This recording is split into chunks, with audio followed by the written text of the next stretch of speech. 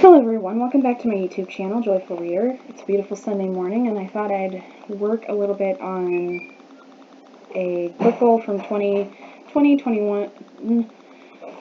I have wanted to at least read 3 or 4 books by certain authors from the Victorian era, and I'm going to go through them, but some of the things that I'll be using is Project Gutenberg, Librivox.com, and photos that are in the public domain. So I don't, like I said, I only use like public domain for this project. So the first person I'm going to talk about is Jane C. Loudon. Jane C. Loudon was a Victorian writer who lived from 1807 to 1858, and she had written a story, in her words, that were, "I had written a strange and wild novel," or strange wild novel. It was published in 1827, and it is called The Mummy, or A Tale of the 22nd Century, in which a mummy is resurrected 100 years from the time the novel is written, and it is a place where women can wear breeches and the doctors and surgeons are replaced by automatons. So it's kind of an interesting thing to kind of read about, kind of a step back in time to see how someone would see the future 100 years from that time. And so another person I'd love to give a reread to is Nellie Bly. Nellie Bly was the pen name of Elizabeth Jane Cochrane. She is famous for 2 things that she did in her lifetime, although she did many things. The first was Around the World in 72 Days and 10 Days in a Madhouse. And in the Around the World in 72 Days, she had decided to try and beat the record set by Jules Verne's fictional character Phineas Fogg for Around the World in 80 days. So she goes around the world in at least 72 days, and she gets to meet Jules Verne. And so they kind of have an interesting conversation in there. But like I said, it's been a while since I've read it, but I've enjoyed the readings and the readers who have done this one. I think maybe it's one person. But she had got to travel to China and Japan, and just kind of an interesting point of view, just, you know, what the world was like at that point in time. And then 10 Days in a Madhouse is where she decided to do an expose of how people were treating their patients in an asylum called Blackwell's Island Insane Asylum that was in New York. And I believe the insane asylum has long since been no longer in use.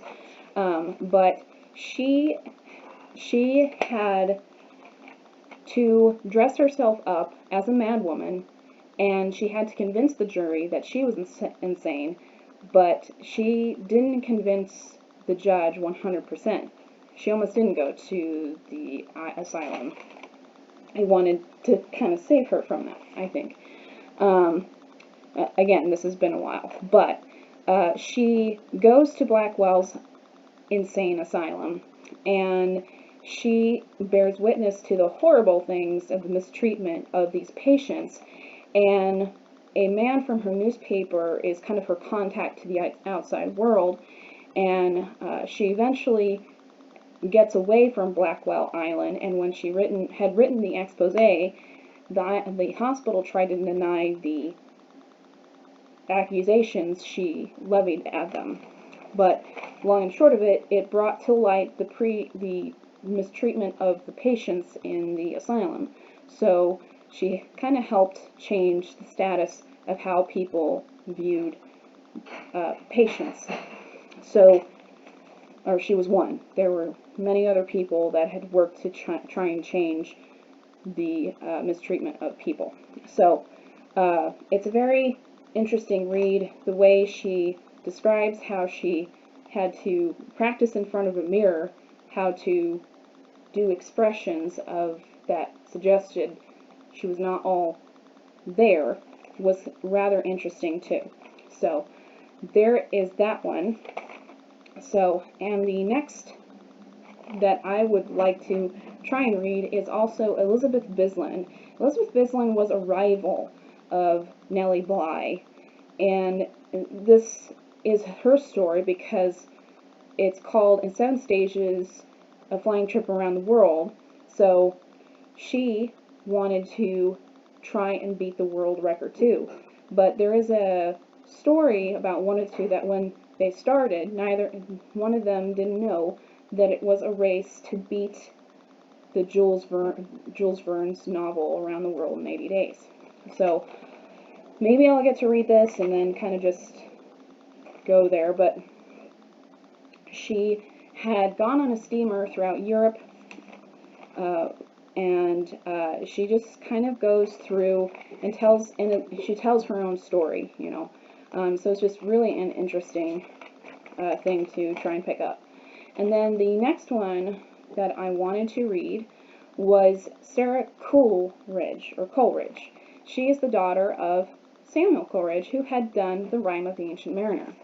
So she had written one book. She unfortunately died at the age of 49. She was married to her cousin, so she was always a Coleridge, and her maiden name was Coleridge, her married name was Coleridge.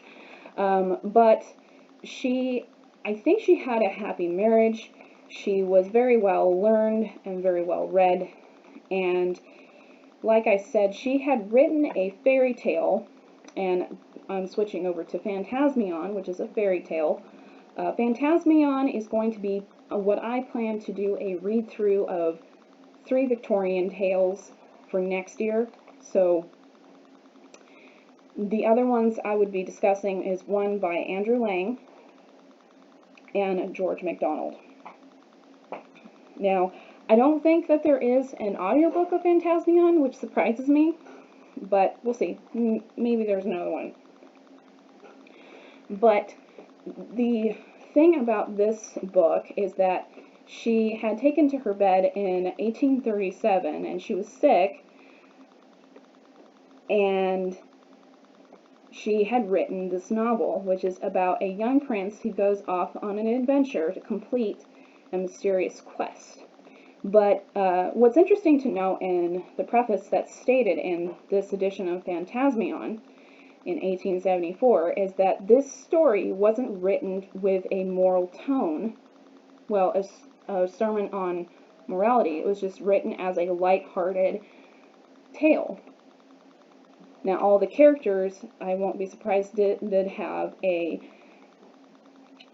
it's all clean, it's all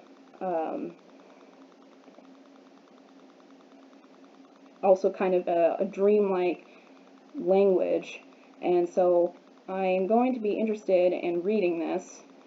But I liked this poem here, and it says, "Go, little book, and sing of love and beauty, to tempt the workling into fairyland. Tell him that airy dreams are sacred duty. Bring better wealth than aught in his toils command, toils fraught with mickle harm." So I kind of like going back through these older tales and just seeing like how the poetry and the stories kind of intersect with one another. So I'm kind of looking forward to reading this. But her husband was also interesting too. Sara Coleridge's husband, he was against slavery, and so he wrote on that subject, and he condemns it in several of his writings, but he was very fond of England. So they seem to be like from what looks like a well-suited match, along with Jane C. Loudon and her husband. So, and I believe he was a writer too. But yeah, this is something I'll probably be reading next year, so let me know what you think of this type of video. Do you like me like picking different authors to talk about? Like, I'm just trying to do something based on my book goals. But yeah, if you have any questions or any suggestions, please let me know.